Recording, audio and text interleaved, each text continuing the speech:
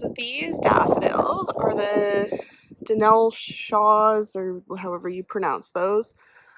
These are fully bloomed out, so they are going to be going in like hand tieds on discount this week at the store.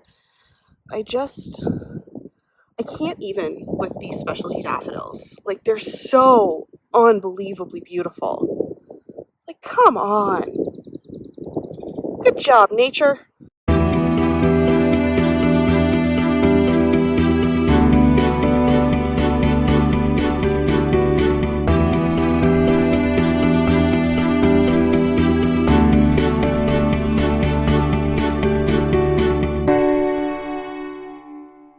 Hey everyone, it's Brittany here with Green Bee Flowers. If you are new to our channel, we are a 5th year, 2.5 acre cut flower farm and boutique florist shop located in small town Southwestern Ontario. You can support our channel by subscribing, hitting the like button on our videos, posting a comment, and of course, if you want more flower farming content, you can join our channel for exclusive perks, a Facebook group, and exciting things like pricing and how-to videos and all sorts of cool things that are not available to everyone. So there is finally a sea of green behind me in the greenhouse, and there is also a sea of buds. If I stand out of the way, you can see all of our beautiful ranunculus, the Elegance series ranunculus, starting to put their buds out.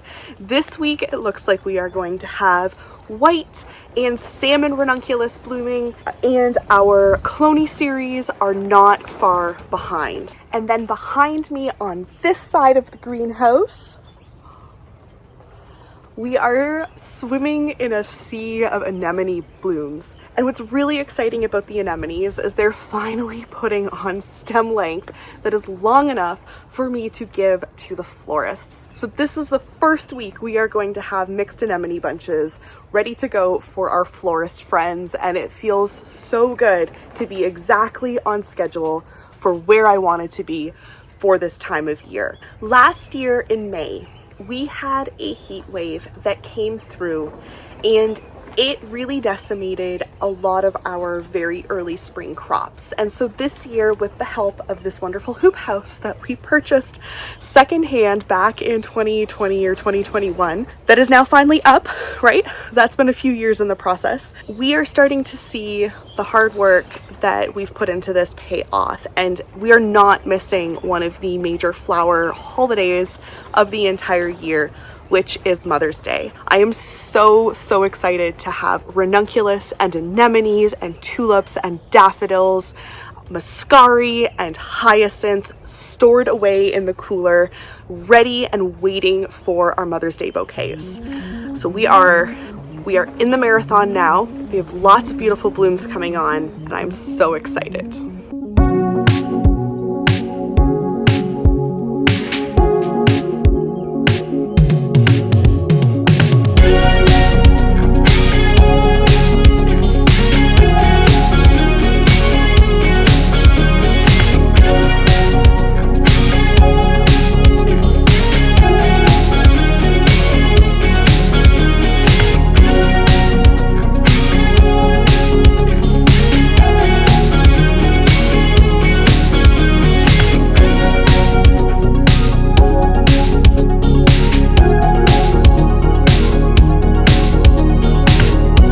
It is now time to commence our very first harvest of our greenhouse grown ranunculus.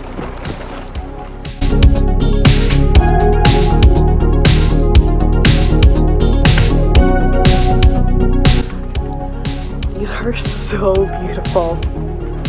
The depth of color, it just is incredible. They're so pretty. Now, I have actually already been through this anemone patch like yesterday afternoon, and there's so many buds on here that just weren't there yesterday. So I'm also going to comb through these quickly because the stem length on them is finally excellent. And there's just so many beautiful blooms down the line here, so we're going to grab those next.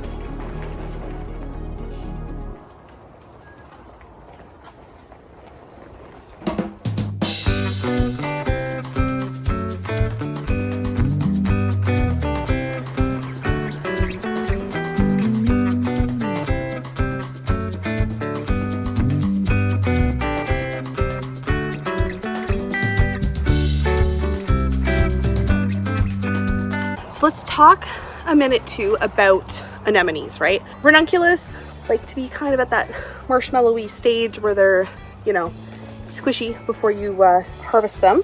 Hello, spider. Anemones are slightly different, right? So if you are harvesting your anemones and they are already here, your anemone is too far blown out. This is not something that I can bring either to the store or sell to the florist. It's only gonna last maybe 2 days in a vase. Not good. Really, the ideal time to get an anemone is here. They're just starting to unfurl, and when I put this in the cooler, it's gonna actually close right back up again. I have been known to harvest them as early as here, and that's okay too. But what I don't want, obviously, is one that's blown out. Now I do cut these when I go through the patch because it is important to continue deadheading anemones. Unlike ranunculus, which kind of have like a set amount of bloom stems that they're gonna put out per corm, anemones actually will continue to throw out blooms. So deadhead them because it'll actually give you more flowers for a longer period of time. That's a nice little haul.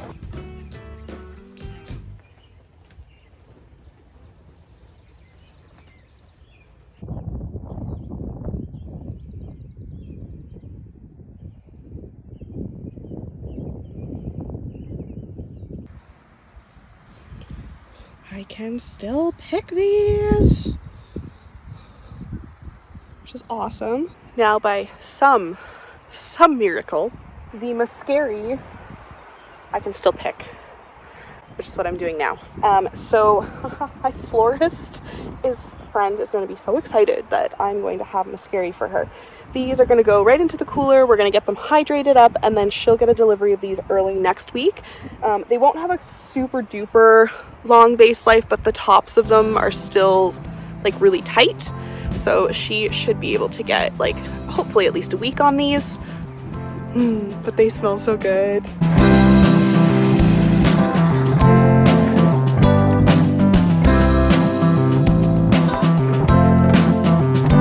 So the fun thing about daffodils that bloom a little later in the season, they smell so good. So like these ones, which are the bridal crown daffs that I was talking about, and you'll notice I tend to band them up near the top as well, just because when they get to be this long, they need some support. These ones smell like red licorice. So good. These are going right in bouquets this week. These ones are I think they're called snow top. They're so pretty, guys. Like,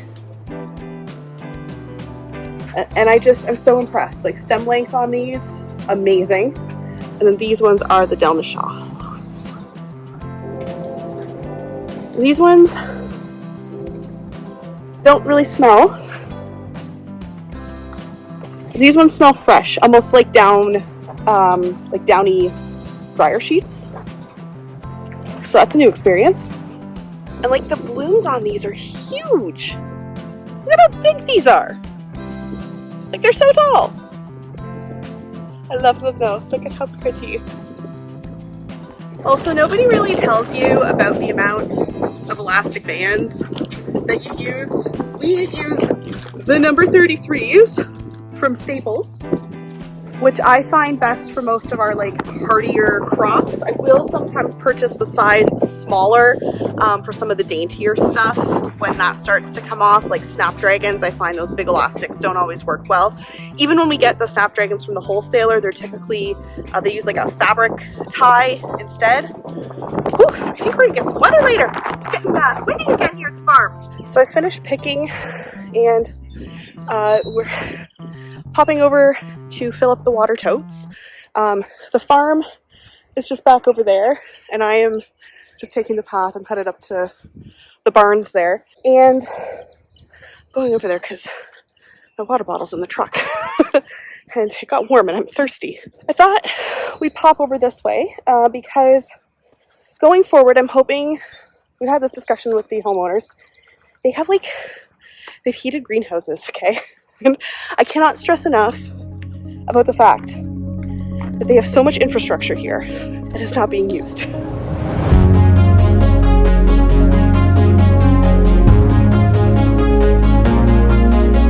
filled up quick. Seedlings everywhere.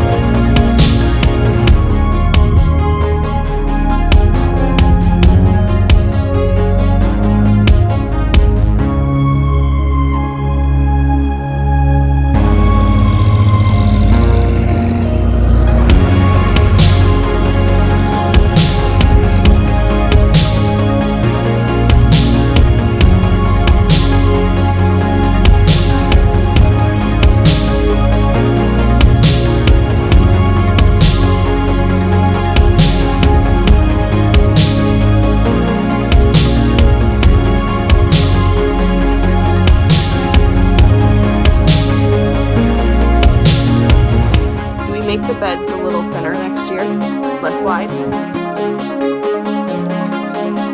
I guess for you and your tallness, it's not as big of a deal as for me and my not tallness. The side ones may be thinner, and then the middle ones may be a little bigger. Just swapsies. I think those ones are my favorites. The Bordeaux's are so pretty. Oh, they're so pretty. Do you have a favorite one? I like these ones. I like the white ones too. The traditional ones? Or the ones with the white centers? The ones that it's like it's just blue inside and it just speckles. I like those ones too. Man, there's so many.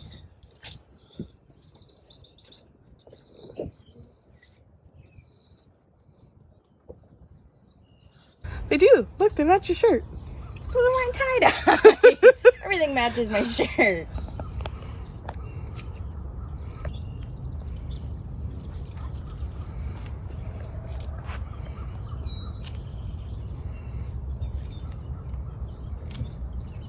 There's a bug. Not a bug. Oh, man.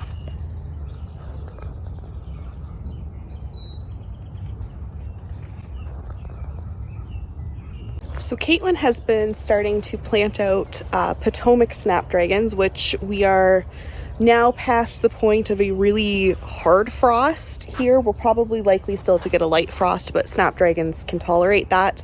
So they're going to be headed out into the farm, actually just on the opposite side here beside the Lysianthus.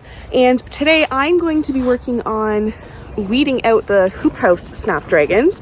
They are all starting to branch off. She pinched them last week, and we basically also have a lot of weeds in here that we need to look after doing. But first I need to go put sunscreen on, because on Monday when I was taking footage, it started off cloudy like it did today, and I forgot to put the sunscreen on. So I'm gonna go solve that problem before that becomes a worse problem than it already is. The burn was real. There's a lot of little weeds here. I'm probably going to be at this for a while. I don't like to put landscape fabric in the greenhouse just because it already gets fairly warm in here. So this way, I have to spend the time weeding. I don't know, I might mulch in here, I might not, I don't know yet. But these are really branching out so nicely. So we've got new growth there and there. We've got 2 new growths there, 1 there. So each of those is going to produce a stalk of Snapdragons as opposed to just this center one, which means instead of having 1 shoot to pick from, we're actually going to have like 8 or 9 or 10. I can count. So I thought I'd recap the tulips a little bit as well. So kind of like in line with what other flower farmers experience, we definitely incur about a 20% loss on tulips. I would say like 10 to 20% is fairly normal, whether it's from disease or something else. So we are actually taking the tulip patch down now. We've got all of the center stakes out, and then Caitlin's pulling out the metal ones that we put around the perimeter with the netting up to keep the critters out. It feels good. I love it when tulip season is done. We now just have to sell them all, which will be a job for Mother's Day. Also, don't for a second believe those get-rich-quick schemes around peonies, because it has taken me 15 minutes just to disbud a single row, and I have all of this left to do. It's not a get-rich-quick scheme. Don't do it. Don't do it. Now, if you don't actually know what disbudding peony is, let me tell you. So normally peonies have extra buds. There's like your main bud in the center. There's usually 2 to 3 extra buds kind of around the side there. You want the plant to put as much energy as possible into that big bud.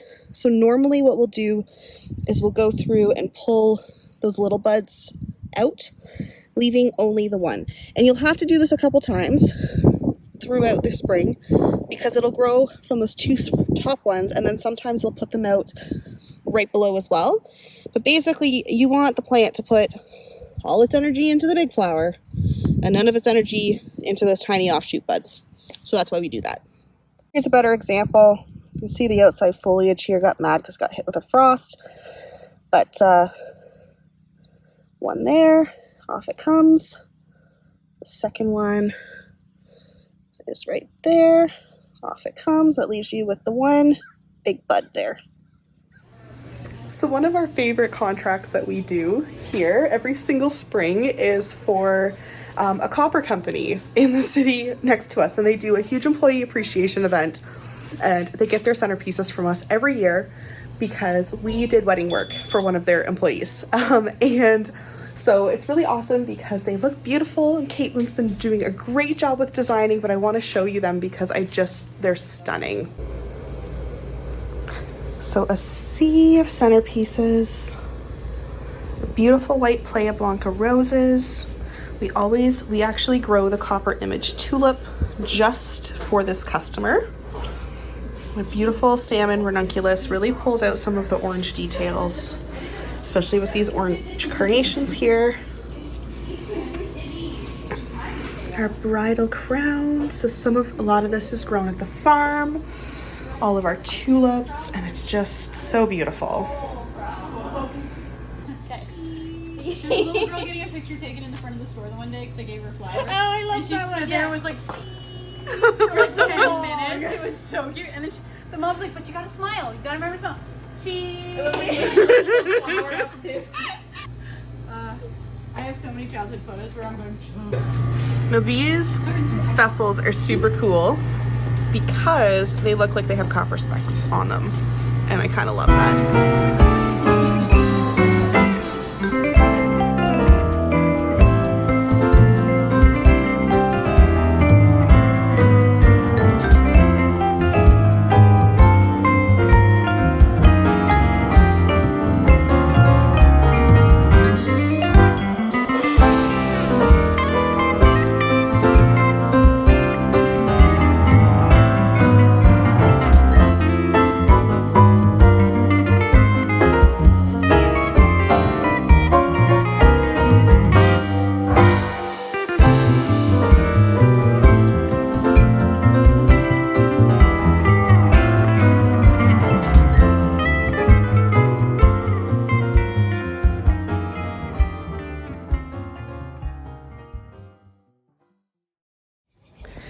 So that is it for today's video, and I hope that you all enjoyed it. If you guys have any questions or comments, please post them below. And of course, thank you so much for watching. I hope you all have a great day. Bye.